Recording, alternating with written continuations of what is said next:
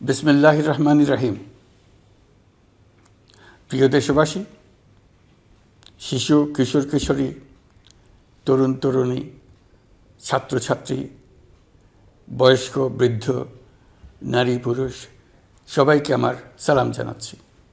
আসসালামু আলাইকুম। আজ জাতির এক বিশেষ দিন, বিজয় দিবস। বাঙালি জাতির বুক ফুলিয়ে দাঁড়াবার দিন। পাকিস্তানি হানাদার বাহিনীর অনেক অস্ত্রকে অগ্রাহ্য করে খালি হাতে রুখে দাঁড়িয়ে সম্মুখ সমরে লড়াই করে নিজেদের জন্য একটি স্বতন্ত্র রাষ্ট্র প্রতিষ্ঠার উৎসবের দিন।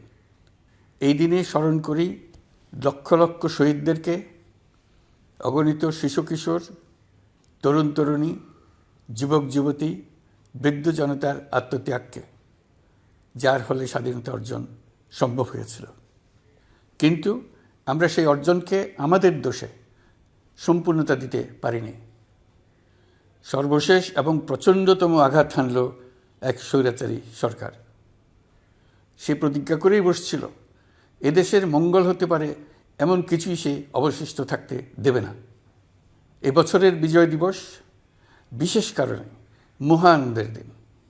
মাত্র 4 মাস আগে একটি অসম্ভব সম্ভব হয়ে গেল। দেশের সবাই মিলে একজোটে হুঙ্কার দিয়ে উঠল। পৃথিবীর ঘৃণ্যতম স্বৈরাচারী শাসককে পালিয়ে যেতে বাধ্য করে আমাদের প্রিয় দেশকে মুক্ত করেছে ছাত্র জনতার সম্মিলিত অভ্যুত্থান। যে হাজার হাজার শহীদ এবং আহতদের আত্মত্যাগ এবং ছাত্র জনতার অটুট ঐক্যের মাধ্যমে এই গণ অভ্যুত্থান সম্ভব হলো, তাদের সবাইকে স্মরণ করি এবং আজ এবারের মহাবিজয়ের দিনে সমগ্র জাতির পক্ষ থেকে তাদের প্রতি সশ্রদ্ধ সালাম জানাই।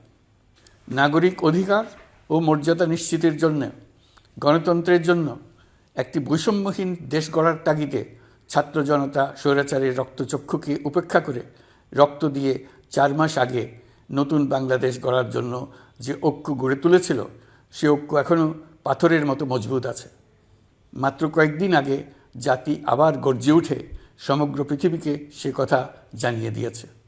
যখন পরাজিত শক্তি নড়ে চড়ে ওঠার চেষ্টা করছিল, সকল রাজনৈতিক দলের এবং সকল ধর্মের শীর্ষ ব্যক্তিদের এবং ছাত্রদের সমাবেশের মাধ্যমে এক কণ্ঠে সজোরে ঘোষণা দিয়েছিল, আমরা যে নিরেট ঐক্যের মাধ্যমে অভ্যুত্থান করেছি, সে ঐক্য আরও জোরদার হয়েছে।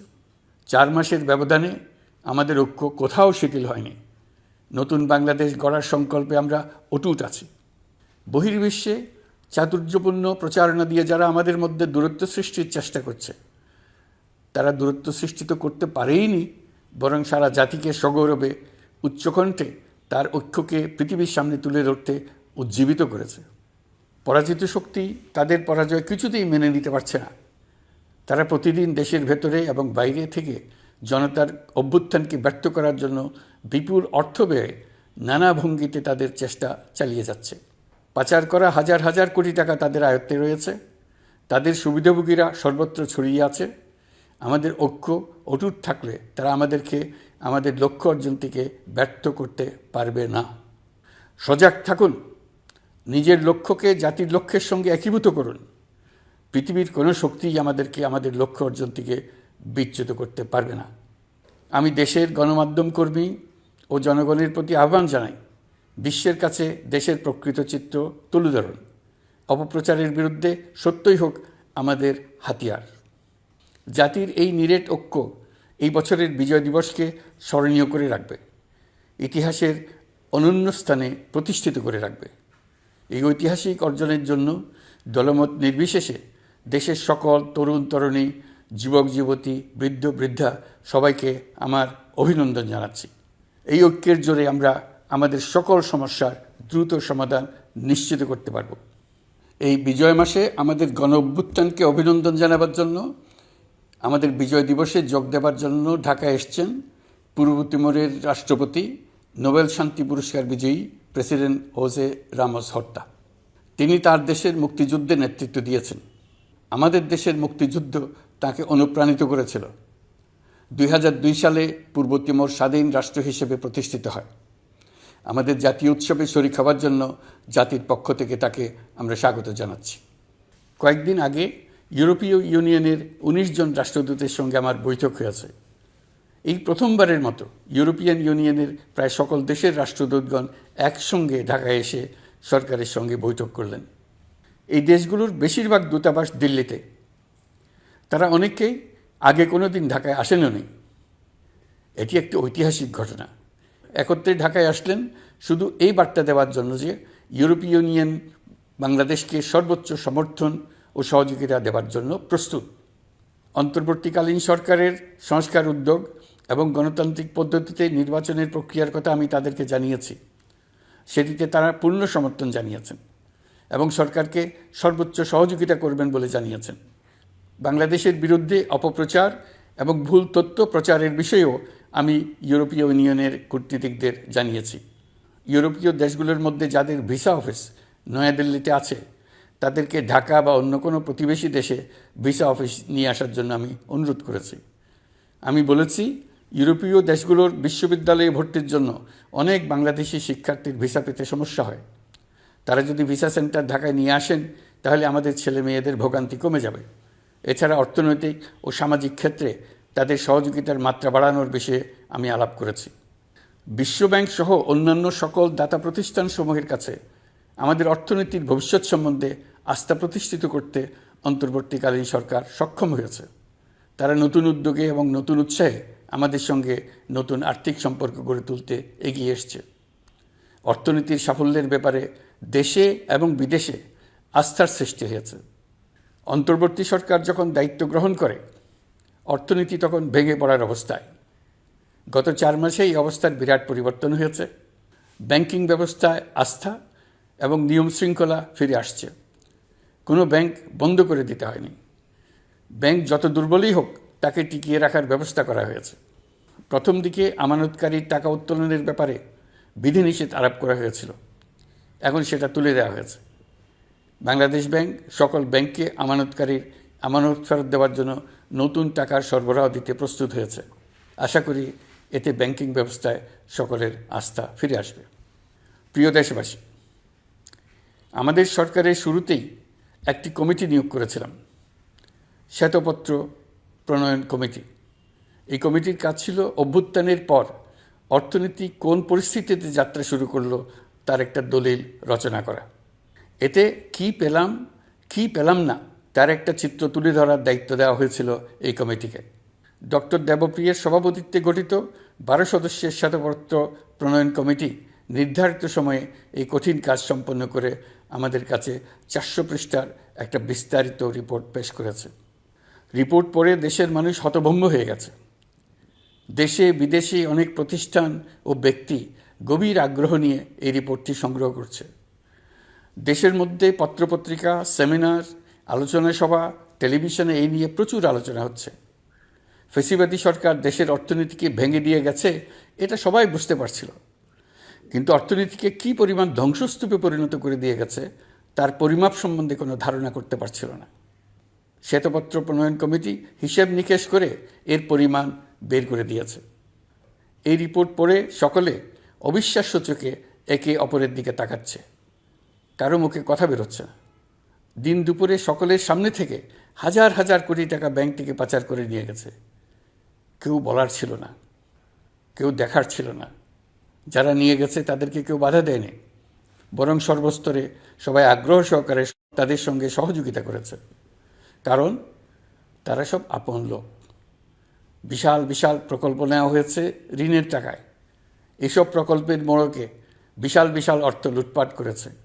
প্রকৃত ব্যয়ের চাইতে কত বেশি ব্যয় ধরে কাদের হাতে টাকাটা পাচার করে দেওয়া হয়েছে তাও এই প্রতিবেদনে তুলে ধরা হয়েছে। শ্বেতপত্র প্রণয়ন কমিটি তাদের প্রতিবেদনে তুলে ধরেছে যে বার্ষিক উন্নয়ন ব্যয়ের প্রায় অর্ধেক টাকায় লুটপাট হয়েছে। দেশে এমন ধরনের পোষ্যতোষী পুঁজিবাদ তৈরি করা হয়েছিল যার সুবিধাভোগী ছিল স্বৈরাচার ও তার সহযোগীরা। প্রতিবেদনে উল্লেখ করা হয়েছে যে নির্দিষ্ট কিছু গোষ্ঠীকে সুবিধা দিতে যে পরিমাণ কর ছাড় দেওয়া হয়েছে সেটা অর্ধেকে নামিয়ে আনা গেলে দেশের শিক্ষা বাজেট দ্বিগুণ, স্বাস্থ্য বাজেট 3 গুণ করা সম্ভব ছিল। পাচার করা এই টাকা আপনাদেরই টাকা। তারা প্রকাশ্যে আপনাদের কষ্টার্জিত টাকা লুট করে বিদেশে ভোগবিলাসে ব্যয় করছে। সম্প্রতি গার্ডিয়ান পত্রিকাতেও পাচার করা টাকায় গড়ে তোলা সম্পদের পাহাড় নিয়ে একটা সচিত্র প্রতিবেদন প্রকাশিত হয়েছে। পাচার করা এই সীমাহীন অর্থ এখন আবার দেশে গোলযোগ সৃষ্টি করে তারা এদেশে ফিরে আসার সুযোগ সৃষ্টির কাজে ব্যয় করছে। আপনারা দেখতেই পাচ্ছেন এই টাকা কীভাবে দেশের সংহতির বিরুদ্ধে সকল প্রকার অপপ্রচারের কাজে লাগানো হচ্ছে। প্রতি বছর অর্থনৈতিক প্রবৃদ্ধির যে হার দেখানো হয়েছে সেটাও মন গড়া। দেশকে এবং পৃথিবীকে বলা হচ্ছিল কি সুন্দর দেশ বাংলাদেশ, লাফিয়ে লাফিয়ে তার উন্নয়নে এগিয়ে চলছে। এখন বাংলাদেশ ব্যাংকের বড় কাজ হলো পাচার করা টাকা দেশে ফিরিয়ে আনা। তারা তাদের সর্বোচ্চ ক্ষমতা দিয়ে সেটা চেষ্টা করছে। কাজটা কঠিন, কারণ এই বিষয়ক আইন কঠিন। আমরা বাংলাদেশ ব্যাংকের সাহস ও সমর্থন দিয়ে যাচ্ছি। বারবার বলছি, অন্তর্বর্তী সরকারের আমলে আংশিক টাকা হলেও যেন ফেরত আনা যায়। প্রিয় দেশবাসী, অন্তর্বর্তীকালীন সরকার দায়িত্ব নেওয়ার পর বিভিন্ন খাতে সংস্কারের লক্ষ্যে গুম কমিশন সহ 15টি কমিশন গঠন করেছে। এসব কমিশন পূর্ণ উদ্যমে তাদের কাজ করে যাচ্ছে। গুম কমিশন গত পরশু তাদের প্রতিবেদনের প্রথম খণ্ড আনুষ্ঠানিকভাবে পেশ করে গেছেন। গুমের শিকার বহু পরিবারের নিরাপত্তার স্বার্থে এটা এখন প্রকাশ করা যাচ্ছে না। এই প্রতিবেদন পড়ার আগেই আপনাদেরকে সাবধান করে রাখি, এটা একটা লোমহর্ষক প্রতিবেদন। মানুষ মানুষের প্রতি কী পরিমাণ নৃশংস হতে পারে এতে আছে তার বিবরণ। অবিশ্বাস্য বর্ণনা।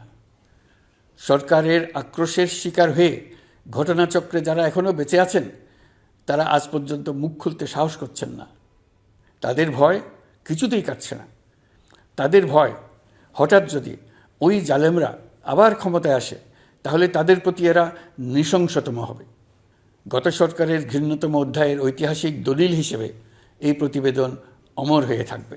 আমি আশা করছি কমিশনগুলো এখন থেকে নিয়মিতভাবে তাদের নির্ধারিত সময়ের মধ্যে তাদের প্রতিবেদন ও সুপারিশমালা পেশ করতে থাকবে। প্রিয় দেশবাসী, আমাদের সংস্কারের যে আকাঙ্ক্ষা সেটি বাস্তবায়নে প্রতিটি কমিশনই আমাদের জন্য গুরুত্বপূর্ণ। তবে নির্বাচন ব্যবস্থা সংস্কার ও সংবিধান সংস্কার কমিশনের কথা আমি একটু আলাদাভাবে বলতে চাই। কেননা এই দুটি কমিশনের সুপারিশের উপর প্রধানত নির্ভর করছে আমাদের আগামী নির্বাচন প্রস্তুতি ও তারিখ। এই প্রসঙ্গে বড় খবর হলো প্রধান নির্বাচন কমিশনার সহ নির্বাচন কমিশন গঠন করা হয়ে গেছে। কমিশন দায়িত্ব গ্রহণ করেছে। এখন থেকে তাদের হাতে দায়িত্ব ন্যস্ত হলো ভবিষ্যৎ সরকার গঠন করার প্রক্রিয়া শুরু করার। তারা তাদের প্রস্তুতির কাজ শুরু করেছেন। তাদের হাতে অনেক কাজ। প্রথমে সবচেয়ে বড় কাজ ভোটার তালিকা হালনাগাদ করা। এটা এমনিতেই কঠিন কাজ। এখন কাজটা আরও কঠিন হলো এই জন্য যে গত 3টা নির্বাচনে ভোটারদের অংশগ্রহণ করার সুযোগ ছিল না। ভোটার তালিকা যাচাই করার সুযোগ হয়নি কারো। গত 15 বছরে যারা ভোটার হওয়ার যোগ্য হয়েছে তাদের সবার নাম ভোটার তালিকায় তোলা নিশ্চিত করতে হবে। এটা একটা বড় কাজ। ছাত্র জনতার অভ্যুত্থানের পর এখানে গলদ রাখার কোনো সুযোগ নেই। দীর্ঘদিন পর এবার বহু তরুণ তরুণী জীবনে প্রথমবারের মতো ভোট দেবে। অতীতে তাদেরকে সে অধিকার এবং আনন্দ থেকে বঞ্চিত করা হয়েছে। তাই এবারের নির্বাচনে তাদের ভোটদান একটি স্মরণীয় ঘটনা হয়ে থাকবে। এই অভিজ্ঞতাকে মসৃণ করার সমস্ত আয়োজন করতে হবে। আমার একান্ত ইচ্ছা এবারের নির্বাচনে প্রথমবারের তরুণ তরুণী ভোটাররা শতকরা 100 ভাগের কাছাকাছি সংখ্যায় ভোট দিয়ে একটি ঐতিহ্য সৃষ্টি করুক। নির্বাচন কমিশন এবং সকল সামাজিক প্রতিষ্ঠান ও রাজনৈতিক দলের প্রতি আমার আহ্বান, সবাই মিলে আমরা যেন ওই লক্ষ্য অর্জনে নানা প্রকার সৃজনশীল কর্মসূচি গ্রহণ করি। এখন থেকে সবাই মিলে এমন একটা ঐতিহ্য সৃষ্টি করি যেন স্থানীয় নির্বাচন সহ সকল নির্বাচনে সকল কেন্দ্রে প্রথমবারের ভোটাররা 100% কাছাকাছি সংখ্যায় ভোটদান নিশ্চিত করবে। এটা নিশ্চিত করতে পারলে ভবিষ্যতে কোনো সরকার মানুষের ভোটাধিকার কেড়ে নেবার সাহস করতে পারবে না। নতুন ভোটার ছাড়াও যাদের আগে থেকে ভোটার তালিকায় নাম থাকার কথা ছিল তারা ভোটার তালিকায় আছে কিনা তা নিশ্চিত করতে হবে। বিশেষ মনোযোগ দিয়ে ভুয়া ভোটারদেরকে তালিকা থেকে বের করে দিতে হবে। এবার আমরা প্রবাসী বাংলাদেশিদেরকে ভোট দেওয়া নিশ্চিত করতে চাই। অতীতে আমরা এই ব্যাপারে অনেকবার আশ্বাসের কথা শুনেছি। এই সরকারের আমলে এটা যেন প্রথমবারের মতো বাস্তবায়িত হয়, এটা আমরা নিশ্চিত করতে চাই। এর জন্য একটা নির্ভরযোগ্য ব্যবস্থা করতে হবে। সব কিছুই সমসাপেক্ষ ব্যাপার। এর সঙ্গে যদি আমরা নির্বাচন প্রক্রিয়া আরও উন্নত করতে চাই, নির্বাচন সংস্কার কমিশনের সুপারিশমালা বাস্তবায়ন করতে চাই, তাহলে প্রয়োজনীয় সংস্কারের বিস্তৃতি ও গভীরতা অনুসারে নির্বাচন কমিশনকে সময় দিতে হবে। আমি সকল প্রধান সংস্কারগুলো সম্পন্ন করে নির্বাচন আয়োজন করার ব্যাপারে বরাবর আপনাদের কাছে আবেদন জানিয়ে এসেছি। তবে রাজনৈতিক ঐকমত্যের কারণে আমাদেরকে যদি অল্প কিছু সংস্কার করে ভোটার তালিকা নির্ভুলভাবে তৈরি করার ভিত্তিতে নির্বাচন সম্পন্ন করতে হয়, তাহলে 2025 সালের শেষের দিকে নির্বাচন অনুষ্ঠান হয়তো সম্ভব হবে। আর যদি এর সঙ্গে নির্বাচন প্রক্রিয়া এবং নির্বাচন সংস্কার কমিশনের সুপারিশের পরিপ্রেক্ষিতে এবং জাতীয় ঐকমত্যের ভিত্তিতে প্রত্যাশিত মাত্রার সংস্কার যোগ করি, তাহলে অন্তত আরও 6 মাস অতিরিক্ত সময় লাগতে পারে। মোটা দাগে বলা যায় 2025 সালের শেষ দিক থেকে 2026 সালের প্রথমার্ধের মধ্যে নির্বাচনের সময় নির্ধারণ করা যায়। প্রিয় দেশবাসী, যে কোনো সংস্কারের কাজে হাত দিতে গেলে রাজনৈতিক ঐকমত্যের প্রয়োজন। এই ঐকমত্যে পৌঁছানোর প্রক্রিয়া কি হবে? অন্তর্বর্তীকালীন সরকার এভাবে অগ্রসর হবার প্রস্তুতি নিচ্ছে। অন্তর্বর্তীকালীন সরকার প্রথম পর্যায়ে 6টি সংস্কার কমিশন গঠন করেছে। এরা শীঘ্রই চূড়ান্ত প্রতিবেদন পেশ করবে বলে আশা করি। আমরা এই 6 কমিশনের চেয়ারম্যানদের নিয়ে একটি জাতীয় ঐকমত্য গঠন কমিশন প্রতিষ্ঠা করার দিকে অগ্রসর হচ্ছি। এর কাজ হবে রাজনৈতিক দল সহ সকল পক্ষের সঙ্গে মতামত বিনিময় করে যে সমস্ত বিষয়ে ঐকমত্য স্থাপন হবে সেগুলো চিহ্নিত করা এবং বাস্তবায়নের জন্য সুপারিশ করা। যেহেতু জাতীয় ঐকমত্য প্রতিষ্ঠা করা অন্তর্বর্তীকালীন সরকারের অতি গুরুত্বপূর্ণ দায়িত্ব, তা বিবেচনা করে আমি এই কমিশনের চেয়ারম্যানের দায়িত্ব পালন করব। আমার সাথে এই কমিশনের সহসভাপতির দায়িত্ব পালন করবেন অধ্যাপক আলী রিয়াজ।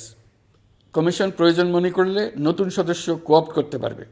প্রথম 6টি কমিশনের চূড়ান্ত প্রতিবেদন পাওয়ার পর আগামী মাসেই জাতীয় ঐকমত্য গঠন কমিশন তার কাজ শুরু করতে পারবে বলে আমি আশা করছি। এই নতুন কমিশনের প্রথম কাজ হবে নির্বাচন অনুষ্ঠানের জন্য যে সমস্ত সিদ্ধান্ত জরুরি সেই সমস্ত বিষয়ে তাড়াতাড়ি ঐকমত্য সৃষ্টি করা এবং সকলের সঙ্গে আলোচনা করে কোন সময়ে নির্বাচন অনুষ্ঠান করা যায় সেই ব্যাপারে পরামর্শ চূড়ান্ত করা। প্রিয় দেশবাসী, নির্বাচন আয়োজন ও সংস্কার ছাড়াও আপনারা আমাদের উপর অনেকগুলো দায়িত্ব দিয়েছেন। এর মধ্যে রয়েছে অর্থনীতি পুনরুদ্ধার ও মানুষের জীবনমান উন্নয়ন। ফ্যাসিবাদী সরকারের কাছ থেকে আমরা বিপর্যস্ত এক অর্থনীতি পেয়েছি। আমাদের বৈদেশিক রিজার্ভ তলানিতে গিয়ে থেকেছিল। 2024 সালের নভেম্বরে রপ্তানি আয়ের পরিমাণ ছিল $4.12 বিলিয়ন, যা আগের মাসের তুলনায় 15.63% বেশি। সামগ্রিকভাবে 2024 সালের জুলাই-নভেম্বর সময়কালে রপ্তানি $16.11 বিলিয়ন পৌঁছেছে। গত বছর একই সময়ে রপ্তানি আয় ছিল $14.34 বিলিয়ন। বছরের হিসাবে এই প্রান্তিকে রপ্তানি আয়ের প্রবৃদ্ধি 12.34%। বৈদেশিক মুদ্রার রিজার্ভ $19 বিলিয়ন পৌঁছেছে। এসবের মাধ্যমে আমাদের অর্থনীতি ঘুরে দাঁড়াতে শুরু করেছে, পরিস্থিতির উন্নতি হচ্ছে। গার্মেন্টস শ্রমিক ভাই বোনেরা বাংলাদেশের অর্থনীতির অন্যতম চালিকা শক্তি। তাদের বার্ষিক মজুরি 9% বাড়ানোর সিদ্ধান্ত হয়েছে। মূল্যস্ফীতির বিষয়টি বিবেচনা করে শ্রমিক ইউনিয়ন মালিক পক্ষের সঙ্গে আলোচনার ভিত্তিতে এটি নির্ধারণ করা হয়েছে। মূল্যস্ফীতি নিয়ন্ত্রণে সরকার আন্তরিকভাবে কাজ করছে, স্বীকার করতে দ্বিধা নেই। এক্ষেত্রে কাঙ্ক্ষিত সাফল্য আমরা এখনও পাইনি, তবে আমার বিশ্বাস মূল্যস্ফীতি শিগগিরই কমে আসবে। গত কয়েক মাসে বাজারে কিছু পণ্যের দাম বেড়েছে। আমরা সরবরাহ বাড়িয়ে, আমদানিতে শুল্ক ছাড় দিয়ে, মধ্যস্বত্বভোগীদের দৌরাত্ম্য কমিয়ে এবং বাজার তদারকির মধ্য দিয়ে জিনিসপত্রের দাম কমিয়ে আনার চেষ্টা করছি। পরিবহন খাতে চাঁদাবাজি এখনও পুরোপুরি বন্ধ করা যায়নি। এটা সম্ভব হলে আমরা আশা করি জিনিসপত্রের দাম আরও কমে আসবে। আমরা আপনাদের কষ্টে সমব্যথী, তবে আমরা জানি সরকারের কাজ কেবল সমবেদনা জানানো নয়। আমরা আপনাদের কষ্ট কমিয়ে আনতে সকল রকম চেষ্টা চালিয়ে যাচ্ছি। আসন্ন রমজানে দ্রব্যমূল্য সহনীয় রাখতে আমরা সবার সহযোগিতা চাই। আমরা ইতিমধ্যে ব্যবসায়ীদের সঙ্গে কথা বলেছি। তারা আমাদের কাছে ওয়াদা করেছে বাজারে পণ্য সরবরাহে কোনো সংকট হবে না। অতিরিক্ত মুনাফার লোভে যদি কেউ কৃত্রিম কোনো সংকট সৃষ্টির চেষ্টা করে আমরা তাকে কঠোর হাতে দমন করব। বাজার সিন্ডিকেটের দৌরাত্ম্য বন্ধ করতে বিকল্প কৃষি বাজার চালু করার লক্ষ্যে আমরা কাজ করে যাচ্ছি। প্রিয় দেশবাসী, হত্যাযজ্ঞের সাথে জড়িত পতিত স্বৈরশাসক ও তার দোসরদের বিচার কার্যক্রম এগিয়ে চলছে। এই জন্য আন্তর্জাতিক অপরাধ ট্রাইব্যুনাল আইন সংশোধন করা হয়েছে। বিচার প্রক্রিয়ার স্বচ্ছতা নিশ্চিত করার জন্য আসামিদের বিদেশি আইনজীবী নিয়োগের সুযোগ দেওয়া হয়েছে। আত্মপক্ষ সমর্থনের সব ধরনের সুযোগ তারা পাবেন। বিচার প্রক্রিয়া সাংবাদিক, মানবাধিকার কর্মী ও অন্যান্য পর্যবেক্ষকদের জন্য উন্মুক্ত রাখা হয়েছে। বিচারের যে কোনো অংশ চাইলে যে কেউ রেকর্ড করার সুযোগ পাবেন। আইসিসি প্রসিকিউটর করিম খান সম্প্রতি আমার সাথে দেখা করেছেন। তিনি আইসিটি প্রসিকিউটর এবং অন্যান্য কর্মীদের প্রশিক্ষণ দিতে সম্মত হয়েছেন এবং আইসিটিকে আন্তর্জাতিক মানে উন্নীত করার সহায়তা দিতে প্রতিশ্রুতি দিয়েছেন। আলাদাভাবে আমরা গণহত্যাকারীদের বিরুদ্ধে আন্তর্জাতিক অপরাধ আদালতে মানবতা বিরোধী অপরাধের মামলা করব বলে তাকে জানিয়েছি। প্রিয় দেশবাসী, জুলাই বিপ্লবে বাংলাদেশের ছাত্র, শ্রমিক, জনতা মিলে যে অসাধ্য সাধন করেছে তার অন্যতম শক্তিশালী ভূমিকায় ছিল এদেশের নারীরা। ফেসিবাদী শক্তির প্রাণঘাতী অস্ত্রের সামনে হিমালয়ের মতো দাঁড়িয়েছিল আমাদের মেয়েরা। স্কুল, কলেজ, বিশ্ববিদ্যালয়ের ছাত্রী, শিক্ষক, অভিভাবক, চাকরিজীবী, শ্রমজীবী, সকল পেশার, সকল বয়সের নারীরা এই আন্দোলনে বিরাট ভূমিকা রেখেছে। এবছর বেগম রোকেয়া দিবসে দেশজুড়ে আন্দোলনে নারীদের আত্মত্যাগ ও ভূমিকার বিষয়ে বড় আকারে আলোচনা হয়েছে। ওই দিন জুলাই কন্যারাও ঘোষণা দিয়েছে তারা তাদের কথা কাউকে ভুলে যেতে দেবে না। অন্তর্বর্তীকালীন সরকার নারী অধিকার রক্ষায় নারী বিষয়ক সংস্কার কমিশন করেছে। শিগগিরই তারা তাদের রিপোর্ট দেবে। জুলাই কন্যারা ঘোষণা দিয়েছে প্রতি বছর 10 ডিসেম্বর তারিখে নির্ধারিত সময়ে সারা দেশে সকল পরিবারের নারী, শিশু, কিশোরী, তরুণী, মহিলা, বৃদ্ধা একসঙ্গে নিজ নিজ নির্ধারিত স্থানে, সেটা উঠান হোক, বাড়ির সামনে রাস্তায় হোক, সমাবেশ করে দেশের অর্ধেকাংশ মানুষের অস্তিত্বের কথা সারা জাতিকে স্মরণ করিয়ে দেবে, তাদের আশা আকাঙ্ক্ষার কথা জানিয়ে দেবে। যেই তরুণীরা জুলাই আন্দোলনে সামনের সারিতে থাকলো তারা নতুন বাংলাদেশ গড়ার প্রত্যয় থেকে আর কোনো দিন সরে যাবে না। তারা শুধু নতুন বাংলাদেশ নয়, নতুন এক পৃথিবী গড়ে তোলার মহাকর্মযজ্ঞে বাংলাদেশের সকল বয়সের নারীদের সঙ্গে নিয়ে নেতৃত্ব দেবে। সবশেষে এই বিজয়ের মাসে আমি বাংলাদেশের দল, মত, জাতি, ধর্ম, বর্ণ, বয়স নির্বিশেষে সবাইকে ঐক্যবদ্ধ থাকার আহ্বান জানাচ্ছি। শক্তিশালী স্বৈরাচারী সরকারকে জাতীয় ঐক্যের মাধ্যমেই আমরা হটাতে পেরেছি। তারা এখনও সর্বশক্তি দিয়ে জাতিকে বিভক্ত করার চেষ্টা চালিয়ে যাচ্ছে। সাম্প্রদায়িক রাজনীতির মাধ্যমে জাতীয় ঐক্যকে নস্যাৎ করতে চাচ্ছে, একের প্রতি অন্যের বিষ উগড়ে দিতে চাচ্ছে। তাদের এই হীন প্রচেষ্টাকে কোনোভাবেই সফল হতে দেবেন না। প্রিয় দেশবাসী, এটা আমাদের বিজয়ের মাস। 16 ডিসেম্বরে যুদ্ধ জয় করে পৃথিবীর বুকে বাঙালি জাতির একটা স্বাধীন রাষ্ট্র প্রতিষ্ঠার মাস, শত্রুকে চূড়ান্তভাবে পরাজিত করার মাস, নিজের শক্তিকে আবিষ্কার করার মাস। এই বিজয়ের মাসে আমরা সকল প্রস্তুতি নিয়ে দৃঢ় পদক্ষেপে নতুন বাংলাদেশ গড়ার যাত্রা শুরু করলাম। এই যাত্রা শুভ হোক, গন্তব্যে পৌঁছানো নিশ্চিত ও আনন্দদায়ক হোক। বিজয়ের মাস হোক নারী, পুরুষ, ধর্ম, বর্ণ, রাজনৈতিক পরিচয় নির্বিশেষে জাতির মহা ঐক্যের মাস। বিজয়ের মাস হোক ছাত্র জনতার অভ্যুত্থানকে স্মরণ করে নতুন বাংলাদেশ গড়ার শপথ দৃঢ়তার সঙ্গে পুনর্ব্যক্ত করার মাস। বিজয়ের মাস হোক নতুন বাংলাদেশ গড়ার লক্ষ্যে তরুণদের প্রচণ্ড দুঃসাহস প্রকাশের মাস। বিজয়ের মাস হোক নাগরিকদের পরস্পরের মধ্যকার সম্পর্ক স্থায়ীভাবে ভয়বিহীন থাকবে এমন এক সমাজ গড়ার মাস। সংখ্যালঘুদেরকে সংখ্যাগরিষ্ঠদের ভয়ে ভীত হতে হবে না, নারীকে পুরুষের ভয়ে ভীত হতে হবে না, বিত্তহীনকে বিত্তবানদের ভয়ে ভীত হতে হবে না, নিজের মত প্রকাশে কারো ভয়ে ভীত হতে হবে না। বিজয়ের মাস হোক অসম্ভবকে সম্ভব করার প্রতিজ্ঞা নেবার মাস। প্রিয় দেশবাসী, শিশু, কিশোর কিশোরী, তরুণ তরুণী, ছাত্রছাত্রী, বয়স্ক, বৃদ্ধ, পুরুষ, নারী, আসুন আমরা প্রাণ ভরে বিজয়ের মাস উদযাপন করি। সকলকে বিজয়ের মাসের শুভেচ্ছা জানাচ্ছি। এই বিজয়ের মাস জাতির জন্য এক নতুন দিগন্তের সৃষ্টি করুক। আপনাদের সবাইকে আবার আমার সালাম জানাচ্ছি। আসসালামু আলাইকুম। মহান আল্লাহ আমাদের সহায় হন। আল্লাহ হাফেজ।